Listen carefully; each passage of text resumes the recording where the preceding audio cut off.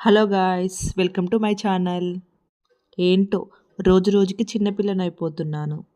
అదేనండి, నాకు అలా బబుల్స్ ఊదడం చాలా ఇష్టం. అందుకే నా కొడుకు పేరు చెప్పి మా ఆయనతో కొనిపించుకున్నాను. కానీ వాడికి ఇవ్వకుండా నేనే అన్నీ ఊదిస్తున్నాను.